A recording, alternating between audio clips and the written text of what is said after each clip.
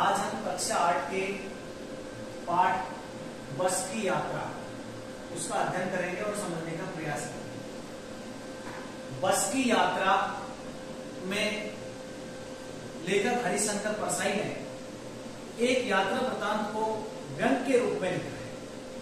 उन्होंने बताया है कि जैसे ये बस आपको दिखाई दे रही है, ये जो बस है आजकल परिवहन निगम की जो बसें हैं उनकी खस्ता हालत और उन पर और उनमें जान जोखिम में डालकर यात्रा करने वाले मुसाफिरों के बारे में हरिशंकर परसाई जी ने एक यात्रा वृतांत के माध्यम से एक व्यंग लिखा है।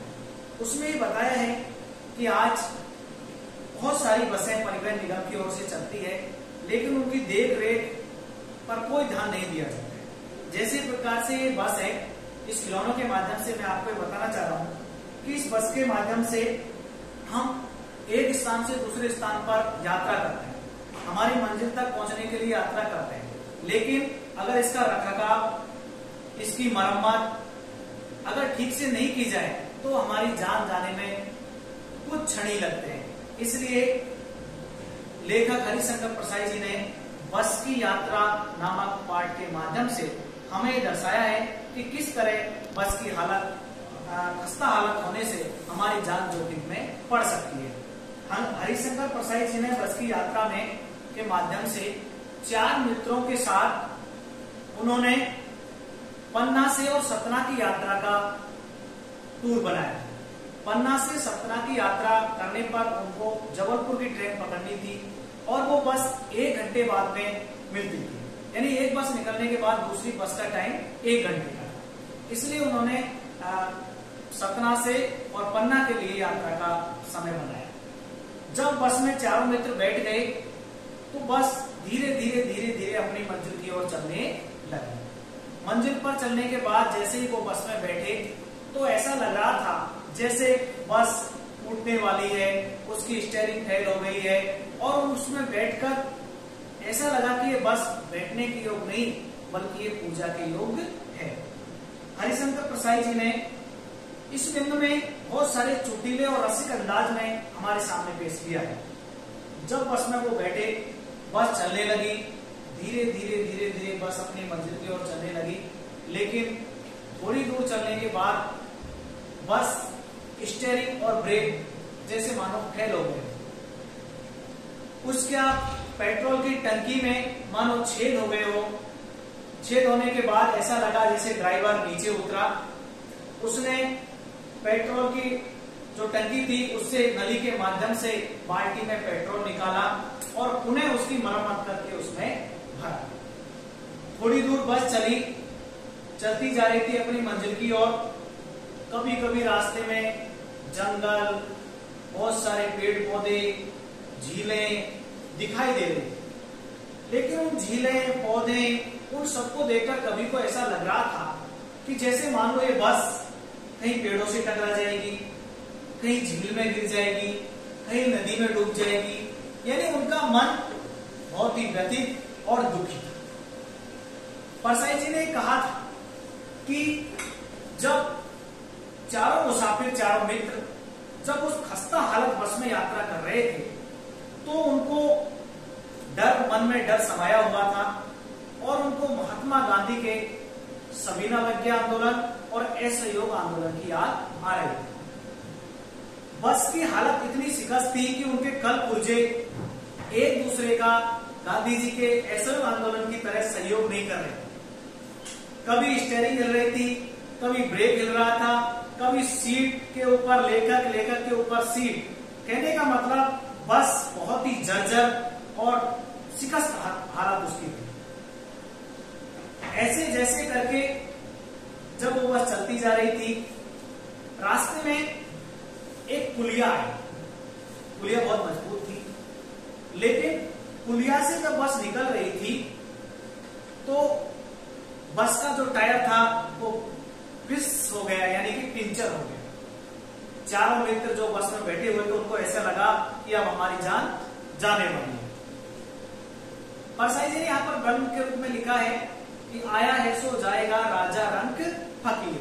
उन्होंने कहा कहा कि देखिए हमको जाना तो सभी को, जो इस संसार में आया है, चाहे राजा हो, चाहे गरीब हो, चाहे अमीर हो, ठीक है, सबको एक दिन जाना है।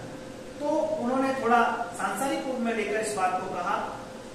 उसके बाद ड्राइवर और बस के जो हिस्सेदार थे उन्होंने नीचे उतरकर बस में से दूसरा घिसा हुआ टायर निकाला और उस बस के लगा दिया। इस तरह घिसा हुआ टायर जो एक्स्ट्रा रखते हैं, नया नहीं था, पुराना था, उसको बस के लगा दिया और फिर से बस स्टार्ट होने लगी।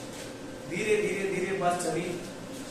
लेखक को बस के ऊपर बहुत ही श्रद्धा आ रही थी, बहुत ही दया आ रही थी कि किस तरह ये बस सतना के लिए पहुंच जाए और हम अपनी मंजिल पर पहुंचे। लेकिन बस पहुंचने वाली जब तक थी, कभी बस का टायर पंचर हो जाता, कभी बस की सीट टूट जाती। लेखक और उसके चारों मित्र जब बस में सफर कर रहे थे तो बस के अंदर उसका जो बॉडी था और जो इंजन था इतना गर्म हो रहा था कि मानो पूरा आग जलने लगे। बस यहीं रुक जाएगी, बस में आग लग जाएगी, बस एक तरह एक वयोवृद्ध की तरह और वो चल रही थी। उसके बाद बस में पेट्रोल और डीजल, पेट्रोल जब टंकी से निकालकर पेट्रोल बाल्टी के माध्यम से उसमें भरा, नली के माध्यम से, तो ऐसा लग रहा था जैसे कोई माँ अपने बच्चे को शीशी के माध्यम से दूध पिला रही है। यानी कि बिल्कुल एक नौसिखिए की तरह वो बस चल रही थी। तो यहाँ पर हरिशंकर परसाई जी ने इस यात्रा वृतांत के माध्यम से आज हमारे जो परिवहन निगम है और उसकी जो बसें पूरे भारतवर्ष में जो चलती है प्रत्येक राज्य में, उनकी जो खस्ता हालत है उनके बारे में इस व्यंग के माध्यम से हमको संदेश दिया है कि परिवहन विभाग बसों को चलाता रहता है, उनकी देखभाल, उनकी मरम्मत, उनके टायर, स्टीयरिंग, ब्रेक, बहुत सारी चीजें हैं, सीट, बॉडी, उन पर कोई ध्यान नहीं देता है।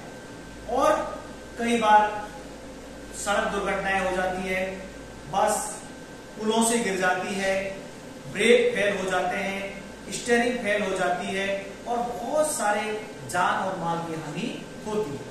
लेकिन फिर भी परिवहन विभाग की आंखें नहीं खुलती है और ये दुर्घटनाएं होती रहती है अक्सर।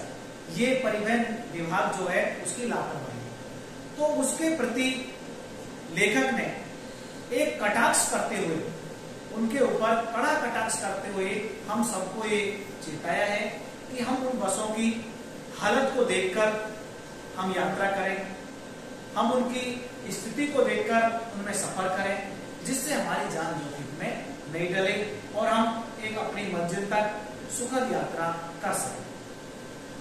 दूसरी बात, हरिशंकर परसाई जी ने अपने इस यात्रा वृतांत में ये बताई है कि हम यात्रा भी करें, लेकिन यात्रा करते समय कुछ बातों का ध्यान रखें कि हम जल्दबाजी में यात्रा नहीं करें कि 1 घंटे बाद बस मिलेगी। हम कोशिश करें कि हम हमारे जो ट्रेन है, बस है, फ्लाइट है, जो भी पकड़नी है वहां पर हम जल्दी पहुंचे और अच्छी बस से पहुंचे, जिससे हमारी मंजिल तक हम सुरक्षित पहुंच सकें। अगली बात ये परसाई जी ने बताया है कि हम परिवहन विभाग की आंखें इसलिए खोली गई है कि वो अपनी बसों की उचित रखरखाव करें। 8-10 मील चलने पर सारे भेदभाव मिटते हैं। जब लेखक पहले जब बस बाहर से, जैसे आपको बस दिखाई जा रही है, बाहर से बहुत अच्छी है, कलर हुआ है, लेकिन इसके टायर है, इंजन है, बॉडी है, उनकी हालत बहुत ही खस्ता है। और जब तक वो नहीं है, ये कलर बस कुछ काम की नहीं। उसकी बॉडी, उसकी स्टीयरिंग, ब्रेक, इंजन, ये सब महत्वपूर्ण होते हैं। तो लेखक यात्रा करते समय अपने मित्रों के साथ उसके मन में एक बात आई कि हम सबको कभी भी यात्रा करें सुरक्षित और अच्छी बसों में करनी चाहिए।